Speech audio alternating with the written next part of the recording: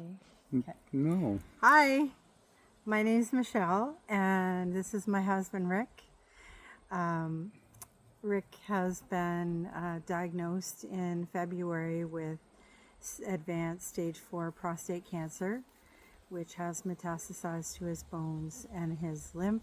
He is currently in chemotherapy treatments.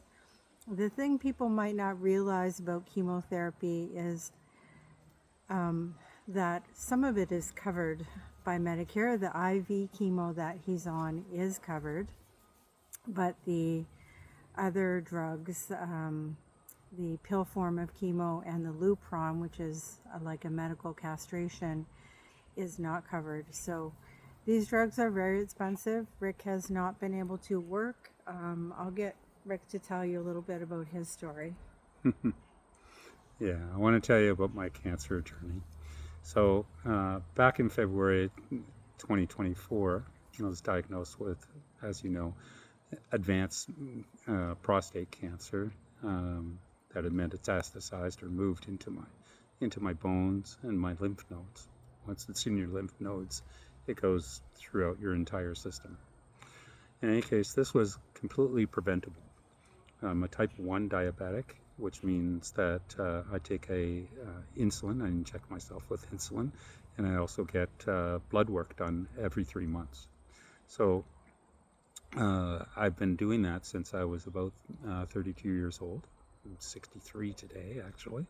Uh, anyway, thank you.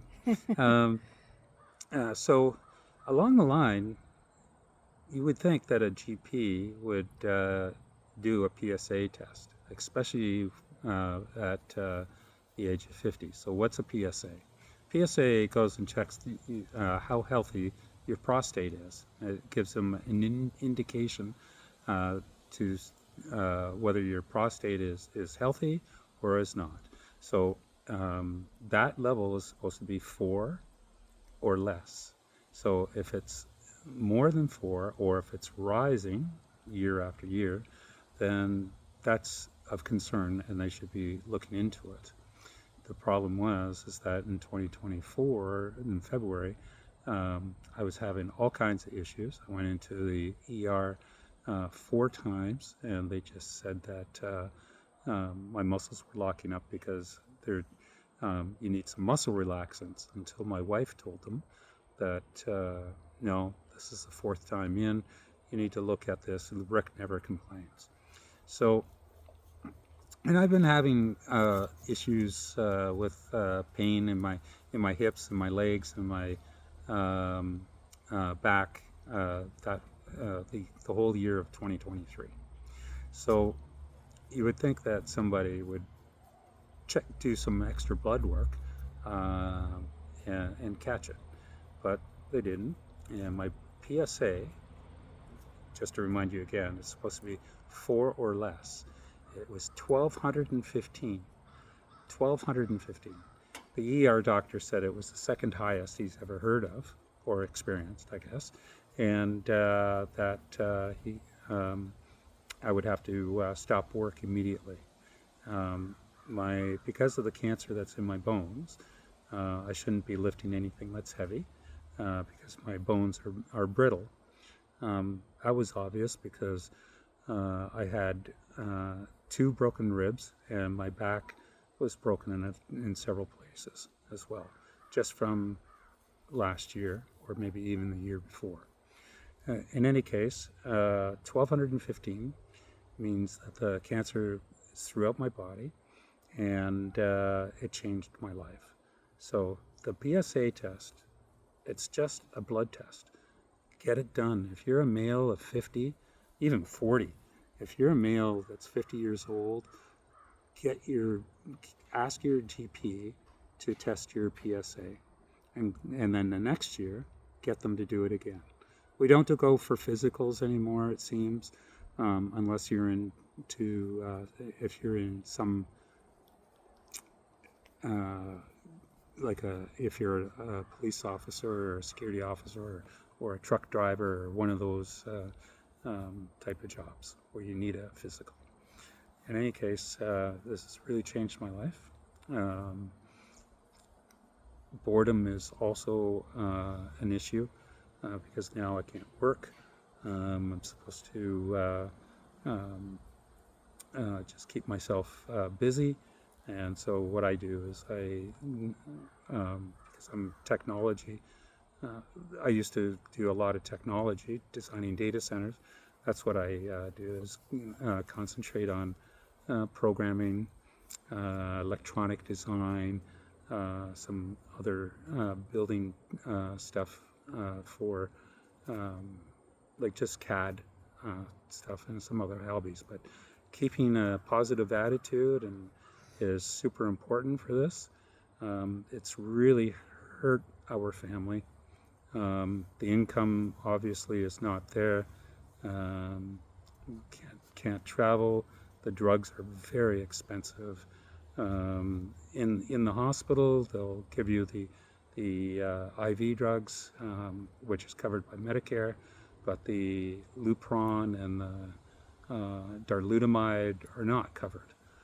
There's some programs out there that you can qualify for, but again, that's all based on last year's income, and you may not qualify because of last year's income if you made too much.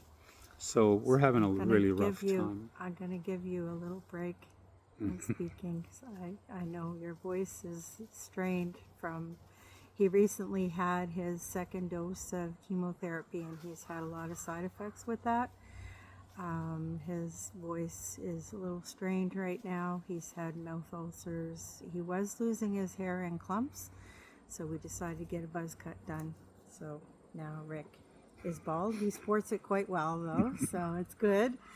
The cancer drugs are expensive. That is not the only reason we've started the GoFundMe page. It's also just to help the household with the one income. It puts a financial strain, and if you do any research at all, you would see that cancer is a very devastating disease, not only on the person who has cancer, on Rick, but on the financial part of it in the household. Some of the drugs, as Rick said, are covered. The IV chemo is covered. The other drugs are not. Our health insurance is about to run out. It has carried us. I have health insurance, private health insurance, which is quite expensive to cover some of these things. But in the fall, and for the rest of Rick's cancer treatments, unless we get some funding from the government, which we haven't yet, then that is not covered. And the cancer treatments aside, it is still a difficult thing to be down to one income for the family, covering travel and meals and all of these things. So there are many aspects, and it's kind of multi-dimensional, but we are hoping to raise $25,000 to help Rick. $19,000 of that would be for the next four sessions of chemo that he will need, and that's the portion that is not covered. So anything that anyone can do to help, we are extremely grateful. We've already had such an amazing outreach from our community, from our friends, from our family, and we really deeply want to thank each of you who has helped us. And it is an ongoing battle. We pray that Rick is able to get through these treatments and extend his life. That is the goal from this. Yeah, it's not gonna cure it. It's just going to extend it. That's all. So thank you to everyone who in any way has helped us, whether it's been a warm hug, a hot meal, a donation, a fundraiser event. All of these things have touched our hearts deeply, and we continue to pray for Rick for a miracle, that he will just miraculously get better. I'm always hoping for that. I believe in miracles. I don't know about you. In the meantime, we're just going to fight this battle one day at a time and hope and pray that Rick can get through this journey. If you're a prostate patient, then reach out to the prostate support groups and really take a active role in those. Those prostate groups can really help you, support you, and chatting with those fellows one-on-one makes a huge difference. There's many prostate groups out there, and there's federal ones for ADT, so tri-therapy, and also ones within your province as well. But you don't have to stay within your province. You can also join a group outside of your province. I'm active in one in Ontario, actually 3 in Ontario, and one on the federal level, and one here in New Brunswick. So take an active role and keep your spirits up.